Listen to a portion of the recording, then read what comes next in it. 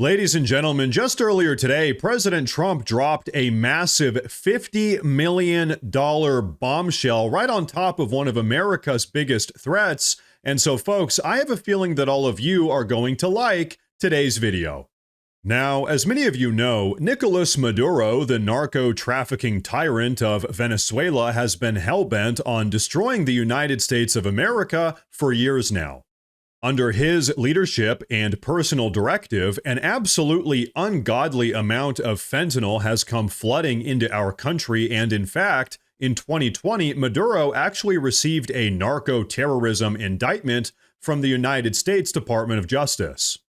And to be very clear, what this means is that Maduro has been intentionally trafficking fentanyl into the United States not just to make money, but also to destabilize the nation and to deliberately kill as many Americans as possible. In other words, he's a narco-terrorist.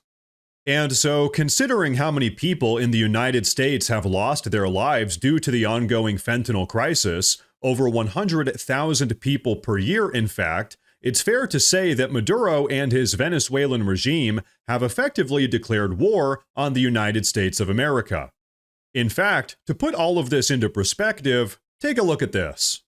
In the last 25 years, around 15,000 Americans have lost their lives in Iraq and Afghanistan. And as terrible as that is, in just the last 4 years alone, around 300,000 Americans have lost their lives due to fentanyl, a ton of which is coming right out of Venezuela.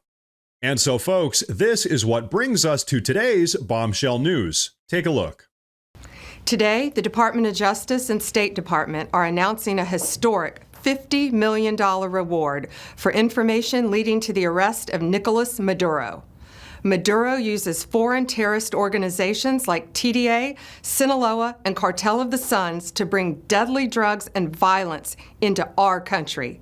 To date, the DEA has seized 30 tons of cocaine linked to Maduro and his associates, with nearly 7 tons linked to Maduro himself, which represents a primary source of income for the deadly cartels based in Venezuela and Mexico. Cocaine is often laced with fentanyl, resulting in the loss and destruction of countless American lives. The DOJ has seized over $700 million of Maduro-linked assets, including 2 private jets, 9 vehicles, and more. Yet Maduro's reign of terror continues. He is one of the largest narco-traffickers in the world and a threat to our national security. Therefore, we've doubled his reward to $50 million. Under President Trump's leadership, Maduro will not escape justice, and he will be held accountable for his despicable crimes. If you have any information to bring this criminal to justice, call 1-202-307-4228 or go online. And so, ladies and gentlemen, there you have it. The gloves are coming off, and so now it's time for the bloodthirsty Maduro regime to come to an end. But now, folks, we have a lot more to talk about here today, but before we do, I want to say real quick that if you guys enjoy the daily news updates, please consider subscribing to the channel because it really does help a lot. But okay, check this out.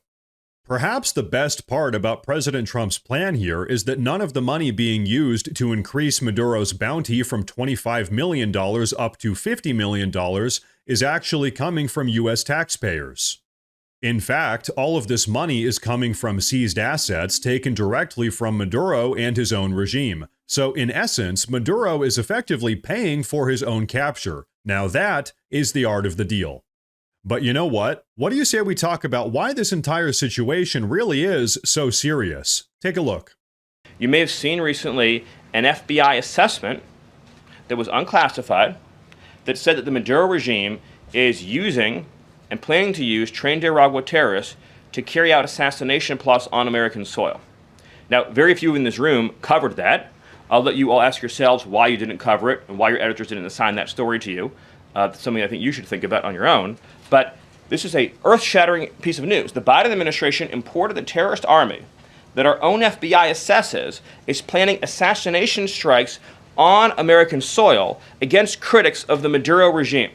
Those are the terrorists that President Trump is finding and apprehending that our Democrat judges and Democrat activists are trying to keep on U.S. soil.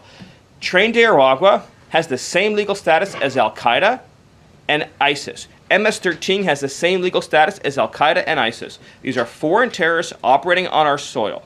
And so, folks, here's the unfortunate reality here. This might come as a surprise to some of you depending on where you live in the country, but still to this very day, we have what are effectively Latin American paramilitary groups operating all across the country, building drug manufacturing and human trafficking compounds far out in the countryside and up in the hills. And here's the craziest part about that entire situation. Many of these groups are actually well known to local law enforcement, but local law enforcement can't do anything about it because they'd effectively have to go up head-to-head against well-armed and well-funded groups of Latin American insurgents. They're just not equipped to do that.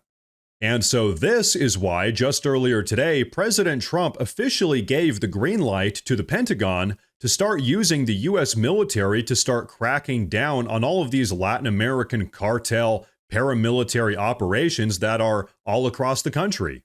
Folks, this right here is a massive deal, and frankly, this is something that should have been done years ago. Finally, we are cracking down on this entire situation and actually getting the U.S. military involved. Finally, we're going to kick out all of these invaders that have effectively set up terrorist compounds all across the country on U.S. soil. But you know what? Secretary of State Marco Rubio actually weighed in on all of this just earlier this morning. Take a look. We cannot continue to just treat these guys as local street gangs. They have weaponry that looks like what terrorists, in some cases armies have. They control territory in many cases. Those cartels extend from the Maduro regime in Venezuela, which is not a legitimate government. We don't recognize the Maduro regime as legitimate. It is a criminal enterprise, all the way to the various different cartels that operate in Mexico. And in between, you find them in Ecuador, you find them in Guatemala, you find TDA, what people would call street gangs, but actually are operating as criminal enterprises, but very well organized ones. So what it changes is it gives us legal authorities to target them in ways you can't do if they're just a bunch of criminals. And so, folks, the reason why is because this entire situation is no longer a simple criminal issue. No, now it's a national security issue. And as we all know, it really is a national security issue. But so, like Marco Rubio said, the Trump administration doesn't even acknowledge the legitimacy of Maduro's regime. He's effectively just a bloodthirsty tyrant who's run his own country into the ground, and now he's trying to do the same thing to our country. The very sad and unfortunate reality is that under Maduro's leadership, Venezuela has become nothing more than a terroristic narco nation that's actually larger than the state of Texas, and that's effectively been operating right in our own backyard. And so, folks, here are my final thoughts with all of this. If President Trump wants to use Maduro's own seized assets in order to pay for Maduro's capture, then good. To me, that sounds like a best-case scenario. And also, if President Trump wants to start using the U.S. military to start rooting out all of the cartel terrorist operations that we have all across the country, even better. As far as I'm concerned, that would be the single most justified deployment of the U.S. military that we've seen in generations. Because really, if there's anything that our military should be doing, it's protecting our homeland and kicking out foreign terrorist invaders. And so, folks, as far as I'm concerned, all of this is absolutely great news, and as I like to say, all of this is exactly what I voted for.